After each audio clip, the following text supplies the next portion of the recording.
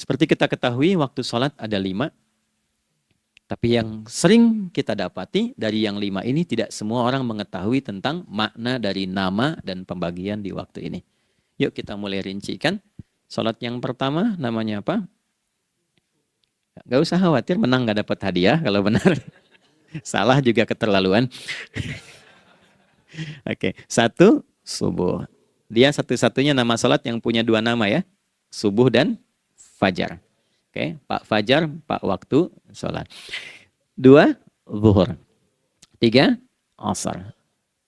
4, maghrib. 5, isya. Oke, rumus hitungannya 24, 4, 3, 4 ya. Rumus bilangannya 24, 4, 3, 4. Kalau mau tanya nomor koneksi dengan Allah, 24, 4, 3, 4, 2 subuh, 4 zuhur, 4 asar, 3 maghrib, 4 isya. Oke, pertanyaannya, apa artinya nama itu? Selama ini jangan-jangan kita hanya tahu namanya, tapi tidak memahami maknanya. Itu poinnya.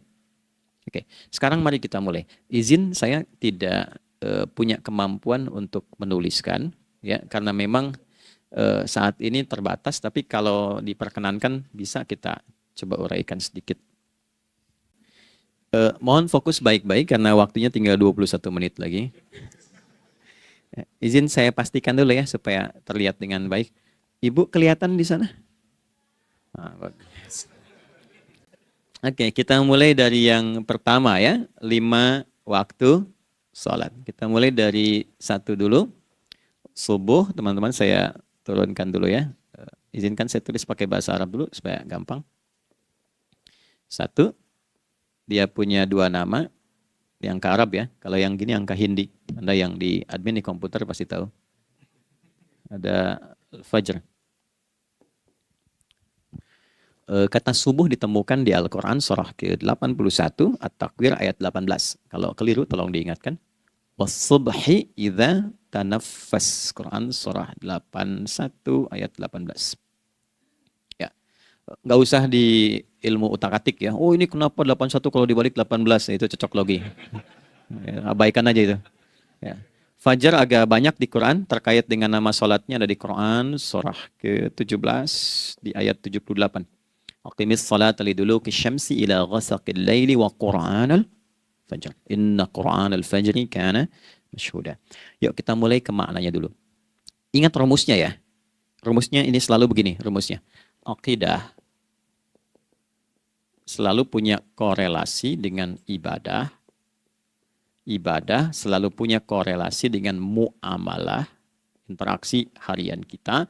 Muamalah hiasannya adalah akhlak. Barulah kemudian di sini muncul inovasi dalam kehidupan, hal yang baru. Hidup ya, yang mengacu pada 2 kebahagiaan yaitu dunia dan akhirat. Ya, konsepsi ini nanti ditemukan di Quran surah ke-2 Al-Baqarah ayat 201 dan menjadi doa paling favorit umat Islam Indonesia saat ini. Rabbana atina fid dunya fil akhirati. Oke, ya cukup. Subuh. Ini rumus dasarnya. Dari akidah, kita beriman, pembuktian imannya lewat ibadah sholat. Apa hubungan sholat dengan aktivitas harian kita? Subuh asalnya terkorelasi dengan kata asbah. Oke? Asbah itu asalnya sesuatu yang sudah siap dengan rencana yang matang. Baik, orang Arab tuh kalau bertanya begini, kaifa asbahta ya akhi? Kaifa asbahti ya ukhti? Bagaimana kabarmu di pagi ini? Itu bukan hanya nanya kabar kesehatan. Beda dengan kaifa haluk, beda.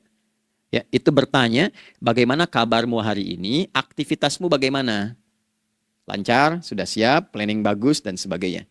Ya, itulah sebabnya ketika Allah bersumpah dengan awal waktu, penandanya adalah planning kegiatan.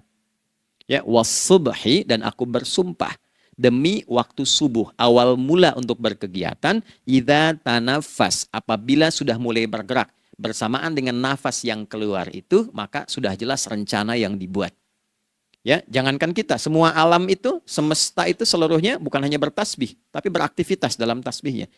Di waktu subuh, matahari sudah mulai bersinar kan?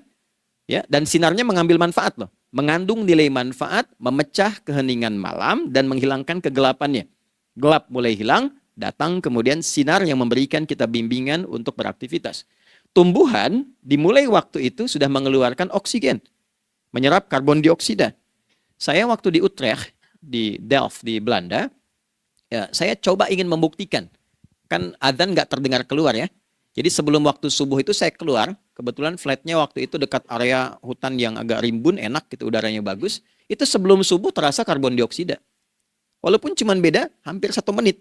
Tapi begitu masuk waktu subuh, keluar kesegaran yang luar biasa. Oksigen yang keluar. Ya, ini kan nggak mungkin kalau kuasa Allah tuh nggak mungkin terjadi seperti ini kalau bukan kuasa Allah Subhanahu Wa Taala. Tapi poinnya adalah yang bicara begini Quran. Nah sekarang yang ingin saya katakan adalah alam semesta dalam konteks seperti matahari, kemudian tumbuhan, binatang, ayam bahkan mulai berkokok punya planning yang teratur. Masa kita makhluk yang dihisab tuh nggak teratur, nggak punya perencanaan? Maka subuh itu mengajarkan kepada kita, jangan sampai ada orang Islam yang punya keimanan, lalu menunaikan sholat, diajarkanlah oleh Allah, setiap masuk subuh itu harus punya agenda yang jelas. Planning yang terukur. Jangan terjadi mengaku muslim, beriman, tapi nggak jelas perencanaan hidupnya. Jam 7 mau di mana? Jam 8 kerjakan apa? Anda dari sini ketemu 7 ke 4, atau setengah 8 ke setengah 5, 8 jam kerja. Oke, berangkat jam berapa? Petakan di jalan macetnya di sebelah mana? Ukur sampai kantor tiba jam berapa? Apa yang mau dikerjakan di kantor? Itulah Islam, itulah subuh. Sehingga tidak ada satupun orang Islam di era Nabi mengajarkan beraktivitas kecuali terukur dan teratur. Bahkan Nabi memulai itu evaluasinya di malam hari. Sehingga turun di antara surah Al-Insyirah itu ada ayat yang tegas mengatakan di ujungnya, فَإِذَا فَرَغْتَ فَانْصَبْ. Evaluasi yang telah berlalu di malam hari, evaluasinya menyeluruh sampai ke zikirnya. Dicatat nih. Ya, aku hari ini secara spiritual itu, mohon maaf, sholat jamaahnya berapa waktu tuh? Dari 5. Oke? Misalnya dari 5 itu cuma 4, berarti koreksi ada yang kurang. 1. Ya. Yang kedua, secara intelektual sudah berapa bacaan yang dibaca saat ini?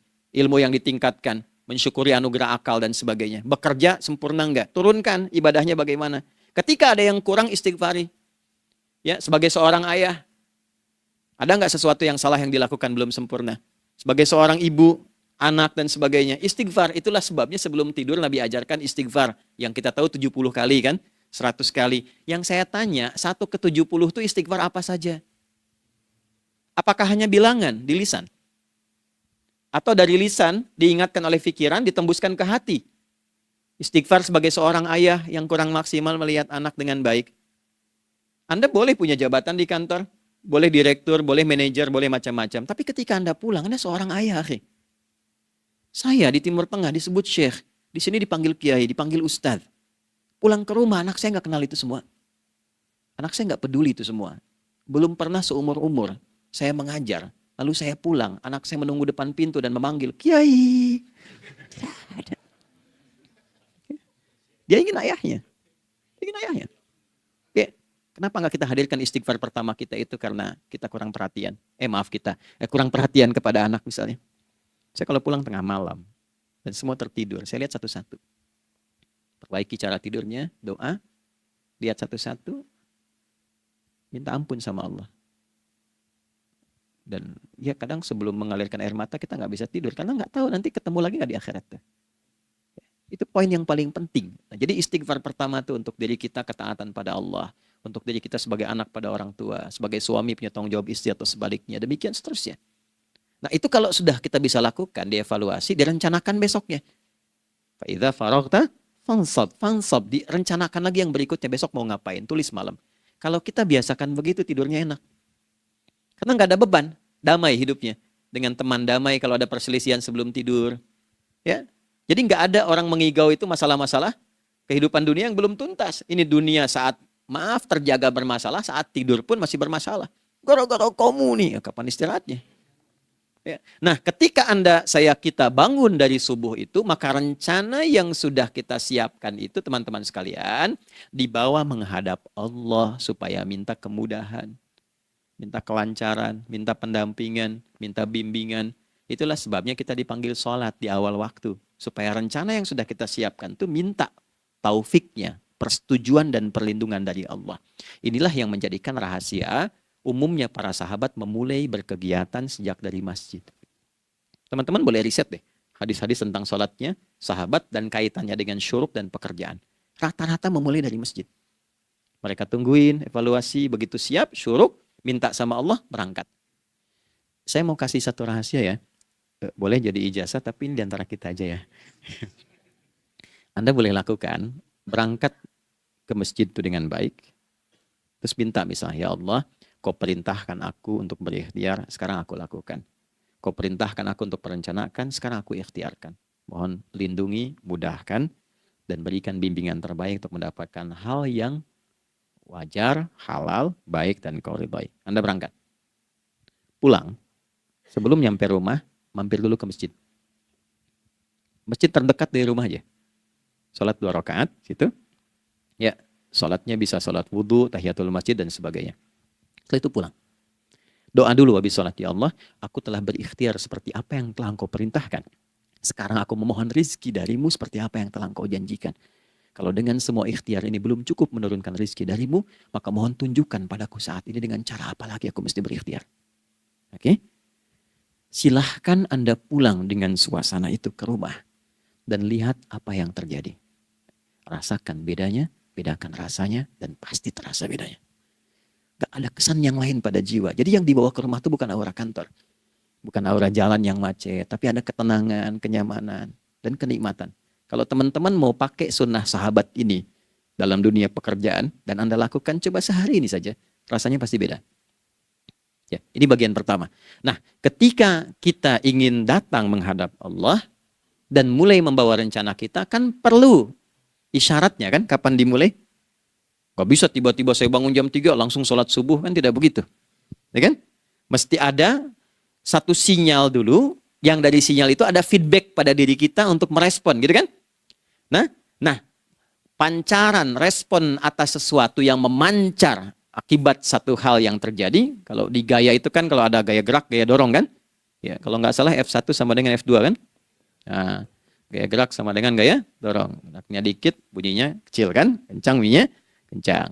Terus ada F berbanding lurus dengan P, hukum Pascalnya. Gaya berbanding lurus dengan tekanan. Kan? Semakin banyak gaya, semakin tertekan. Nah, respon yang muncul ketika ada satu misalnya gaya, tapi responnya sifatnya materi sifatnya. Ya, misal, kalau Anda mau mengebor air, kan? Kemudian keluar, terpancar tuh. Dari bawah itu keluar misalnya air. Nah, itu namanya infajar. Infajar. Dalilnya Quran surah kedua ayat 60. Wa idzistasqa Musa liqaumihi faqulna idrib bi'asakal hajar fanfajarat min huthnata asyrata aina. Nabi Musa kata Allah itu kaummu 12 suku minta mata air. Dan nggak tanggung, setiap sukunya minta satu, katanya supaya nggak rebutan. Maka Allah firmankan, pukulkan tongkatmu yang kayu. Lihat diksinya detail sekali. Pukulkan tongkatmu yang kayu ke batu itu, maka batu itu akan terbelah dan mengeluarkan pancaran 12 mata air. Ya, tongkat kayu dipukulkan ke batu. Batunya yang hancur. Karena Musa seorang nabi, gitu kan? Anda punya tongkat emas, pukulkan ke batu, maka keluar 12 air mata. Gitu kan? Nah ini, infajar. Kalau respon yang keluar itu respon buruk. Misal dalam nafsu, kan suka ada trigger ya yang memancing respon, terus nafsu keluar kan? Ya, apa saja itu? Lihat gambar yang nggak bagus, nafsu keluar, kan? Lihat sendal bagus, nafsu keluar, macam-macam ya. Nah itu fujur namanya, fujur. Hurufnya masih sama, cuma bentuknya berbeda. Fa, jimnya masih ada waw, ada ra-nya, fujur.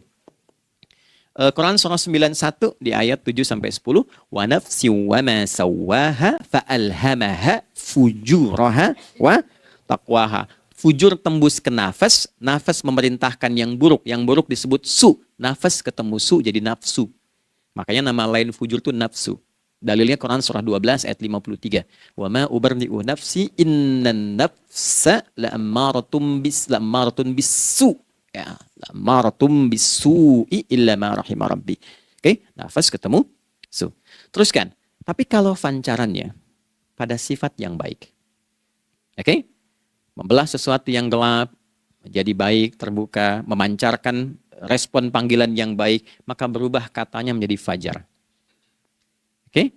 Matahari diperintahkan oleh Allah, diperintahkan membelah kegelapan malam. Keluarlah sinar pertamanya, disebutlah fajar.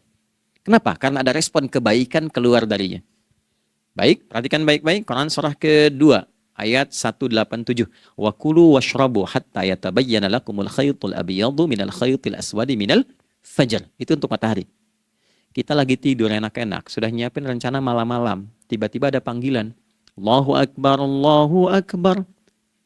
Itulah tandanya hati kita mengkonfirmasi iman kita dalam diri kita. Cepat, sudah adzan. Pernah begitu? Nah, konfirmasi itulah dalam bahasa lain yang disebut dengan fajar namanya. Datang. Jadi waktunya matahari membelah disebut dengan fajar, konfirmasinya pun disebut dengan apa? Fajar. Ya, jadi bersamaan waktunya dengan dua hal itu. Datanglah panggilan. Itu yang dimaksud Quran, hubungan iman dengan konfirmasinya sampai ke sholatnya ada di Quran surah 8 ayat 2. Innamal mu'minuna iman. Alladzina idza dzukirallahu adzan. Wajilat qulubuhum iman. Jadi begitu ciri iman itu ada dalam jiwa, dipanggil lewat adzan, kan? Allahu Akbar, langsung merespon, ya Allah sudah adzan. Walaupun setelah adzan ada lagi getaran, baru adzan belum qomat gitu kan. Nah, misal ya. Nah, tapi inilah fajar. Jadi maksudnya rencana Anda ini agak jarang dibahas ya. Mohon maaf, ilmu ini agak jarang. Jadi jangan Anda bilang saya bid'ah, bukan. Ya, bukunya ada, referensinya ada. Cuman karena jarang dikaji, jangan sampai kekurangan pengetahuan menghukumi yang tahu jadi salah gitu. Ini poinnya. Jadi saya kalau bahas satu masalah, itu bukunya saya kumpulkan. Tafsir awal sampai akhir yang ada apa, buku-buku tentang sholat apa, baru kita keluarkan. Jadi bagian topik-topik tertentu yang dibahas. Problemnya ketika membahas tentang ibadah cuma dua. Satu, tentang bacaan, doanya apa. Yang kedua, tentang gerakan, bagaimana mengerjakannya. Yang ketiga, jarang dibahas hikmahnya apa. Padahal rumus dalam ibadah itu dalam fikih tiga-tiga mesti dipakai. Ini Quran surah kedua ayat berapa? Ayat 129. Rabbana wab'ats fihim rasulan minhum yatlu 'alaihim ayatika ini wa yu'allimuhumul kitaba ini wal hikmah ini. Barulah kita mendapatkan sesuatu yang baru. Ya. Ini wa yuzakkikum dan di 151 Al-Baqarah wa yu'allimukum ma lam takunu ta'lamun. Jadi ini bukan ilmu yang baru, bukan, belum tahu saja. Jadi selama ini yang kita kerjakan jangan sampai terbatas pada ritualnya saja untuk mencukupkan ini. Hubungan ritual dengan ini apa gitu. Ya, jadi subuh ini mengkonfirmasi bahwa ada satu keteraturan dalam kegiatan kita. Ya, alhamdulillah. 2, siang. Oke, setelah subuh, fajar, salat apa? Zuhur. Oke, saya tanya pada Anda, zuhur itu artinya apa? Sudah, cukup katakan wallahu a'lam. Waktunya terbatas ya. Anda sahabat ditanya nggak tahu wallahu a'lam. Anda sahabat bukan, tabi'in bukan. Zuhur. Waktu tinggal 4 menit lagi. Oke, teman-teman, kalau kita jeli, ini kan sholat dikerjakan di siang hari kan? Siang itu bahasa Arabnya nahar. Naharun itu siang. Tapi kenapa sholatnya zuhur? Kok nggak sholat nahar gitu? Ya, lohor, jadi paksain tuh. Zuhur, lohor. Ya. Terus sore, biar nyambung cepat. Sore, bahasa Arabnya kan masa. Masa al-khir, selamat sore. Kenapa kok sholatnya asar? Kok sholatnya namanya asar? Oke? Maghrib, Isya. Isya kan malam kan? Kenapa nggak lail? Lail itu kan malam. Kalau ada yang istimewa di malamnya, itu lailah namanya. Makanya ketika turun Al-Quran disebut Lailatul Qadar. Karena malamnya istimewa. Beda, lail dengan lailah itu beda. Lail itu waktu malam, lailah ada yang istimewa di malam itu. Ya, jamaknya lail, layali, lela, lili, lala, itu malam. Ibu lili, ibu malam-malam. Ya. Zuhur artinya jelas, terang. Ada idhar, dibaca dengan jelas, terang. Gak boleh dengung. Man amana. Itu kan? Ya. Min husni, harus jelas. Ya. Ada a, jelas. Zuhur kenapa disebut zuhur? Untuk evaluasi kegiatan kita dari setengah hari. Sudah jelas belum hasilnya? Ya, Anda punya rencana di sini, evaluasi di siang. Jelas gak hasilnya? Pekerjaan Anda yang sekarang diamanahkan dari pagi jam 7 sampai sekarang, evaluasi dulu. Dicek, jangan cuma ditinggalkan. Oke, saya sedang kerjain, tinggalin dulu sholat. Bukan begitu. Ketika akan sholat, Anda cek dulu. Dari ke siang itu tengah hari, bagaimana hasilnya? Ada yang perlu disempurnakan nggak? Ya, ketika ide-idenya mulai mentok, ada yang belum selesai, datang dulu sholat, tenang lagi. Saat tenang itulah dirumuskan kembali pelan-pelan. Kan lumayan dari jam 12 sampai jam 1. Diisi dengan baik, dilihat. Itu baru dunia ini. Kan kita ngejar ini juga. Karena nanti ayat 200-nya, ada yang cuma ngejar ini. Wa minan nasi may yaqulu rabbana atina fid dunya. Bukan, kalau nggak hafal diam aja. Wa minan nasi may yaqulu rabbana atina fid dunya wa ma lahu fil akhirati min khalaq.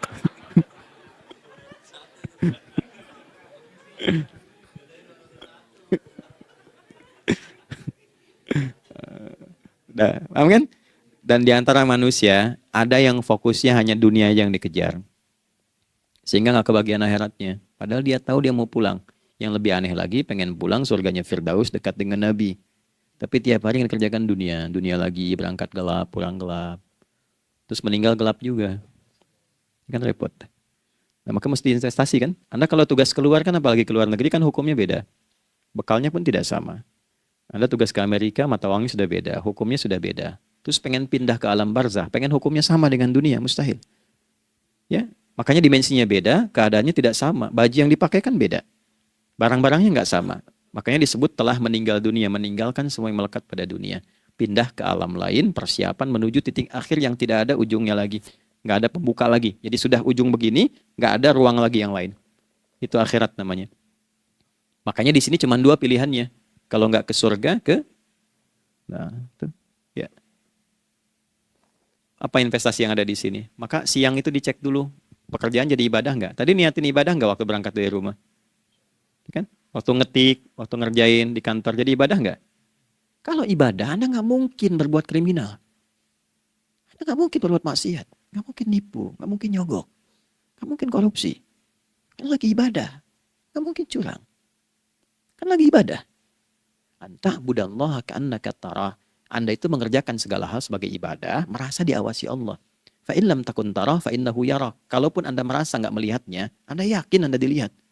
Itulah kerja pakai iman, maka ini di bawah akidahnya. Jangan ditinggalkan. Nah, inilah yang selama ini kita butuhkan. Ya. Inilah yang melahirkan nilai etik, makanya ada yang dalam jiwa. Takwa itu kan dalam jiwa, melahirkan etos. Etos mendorong kepada logos, logos melahirkan patos. Kepantasan dalam bekerja.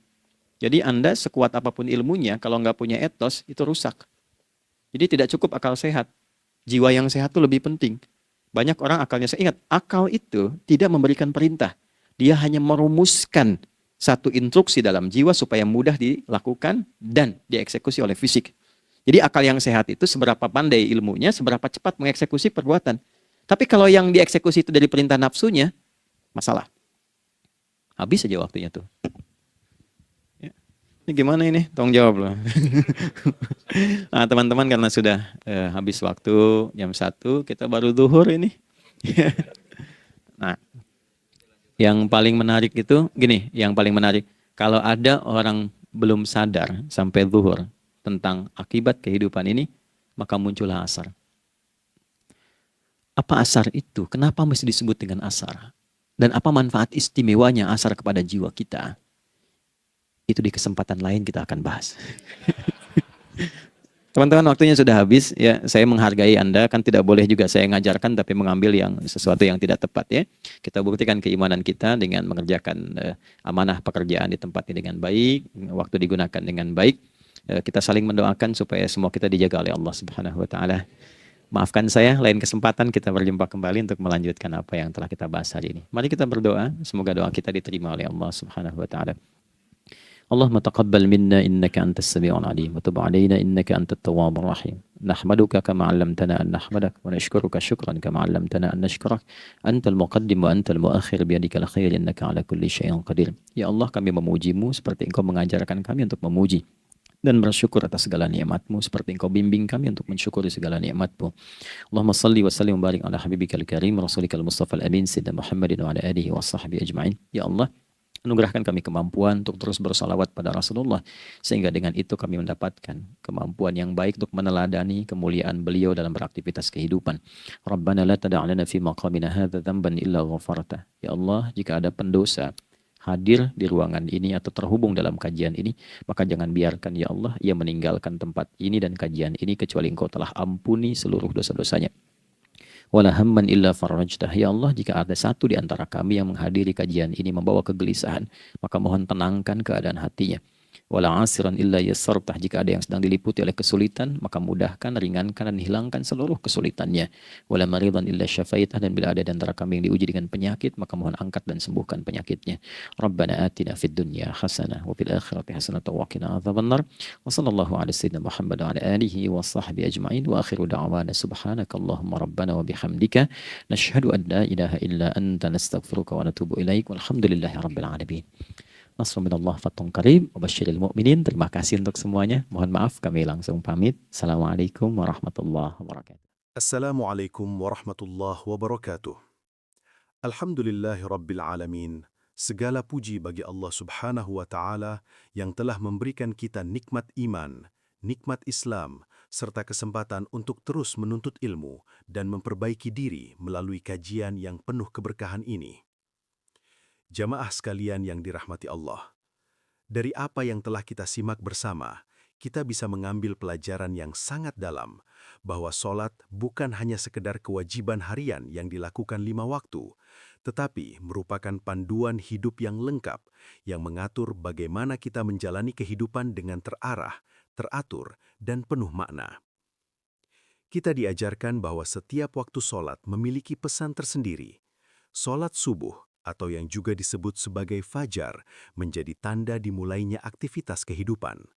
Di waktu ini, kita tidak hanya bangun untuk beribadah, tetapi juga diajarkan untuk memiliki perencanaan yang matang. Seorang Muslim seharusnya tidak menjalani hari tanpa arah, tanpa target, dan tanpa persiapan. Bahkan alam semesta pun memulai aktivitasnya dengan teratur di waktu subuh, maka seharusnya kita sebagai manusia yang diberi akal dan akan dimintai pertanggungjawaban, lebih teratur lagi dalam menjalani hidup.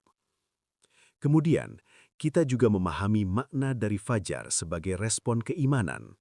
Ketika azan berkumandang, hati yang beriman akan langsung tergerak untuk memenuhi panggilan Allah. Inilah tanda bahwa iman itu hidup di dalam diri kita.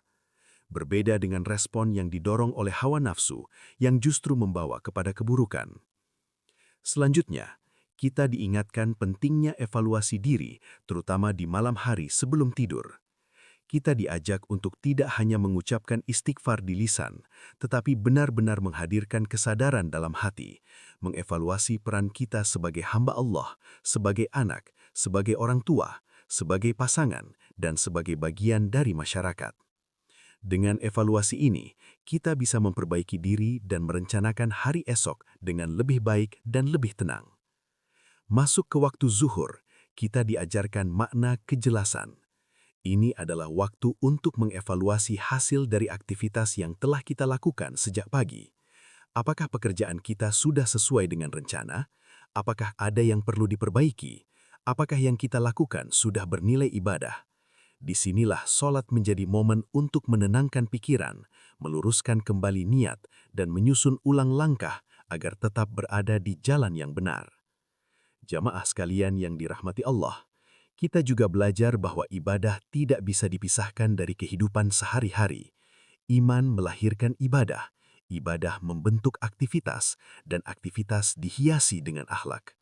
Ketika semua aktivitas diniatkan sebagai ibadah, maka seseorang tidak akan mudah melakukan kecurangan, tidak akan berbuat zalim, dan tidak akan melakukan hal-hal yang dilarang oleh Allah, karena ia merasa selalu diawasi. Sayangnya, banyak di antara kita yang hanya fokus pada gerakan dan bacaan dalam sholat, namun belum memahami hikmah dan dampaknya dalam kehidupan. Padahal tujuan utama dari sholat adalah membentuk pribadi yang lebih baik, lebih disiplin, dan lebih bertanggung jawab. Selain itu, kita juga diingatkan untuk tidak hanya fokus mengejar dunia. Kehidupan ini adalah perjalanan menuju akhirat. Apa yang kita lakukan di dunia adalah bekal untuk kehidupan yang kekal. maka penting bagi kita untuk menyeimbangkan antara urusan dunia dan persiapan akhirat. Jamaah sekalian yang dirahmati Allah, semoga apa yang telah kita pelajari ini tidak hanya kita dengarkan, tetapi juga bisa kita amalkan dalam kehidupan sehari-hari. Semoga solat yang kita dirikan benar-benar menjadi cahaya yang membimbing langkah kita menuju kebahagiaan dunia dan akhirat. Sebelum saya akhiri, saya ingin mengajak teman-teman semua untuk mendukung channel ini dengan cara klik tombol like, share kepada keluarga dan sahabat agar semakin banyak yang mendapatkan manfaat, serta subscribe agar tidak ketinggalan kajian-kajian Islami yang penuh hikmah seperti ini. Dan jangan lupa, mari kita doakan bersama di kolom komentar untuk guru kita, Ustadz Adi Hidayat. Semoga Allah Subhanahu wa Ta'ala senantiasa menjaga beliau, memberikan kesehatan, keberkahan dalam ilmunya, serta menjadikan setiap ilmu yang beliau sampaikan sebagai amal jariah yang terus mengalir hingga hari kiamat. Terima kasih atas perhatian jamaah sekalian. Wassalamualaikum warahmatullahi wabarakatuh.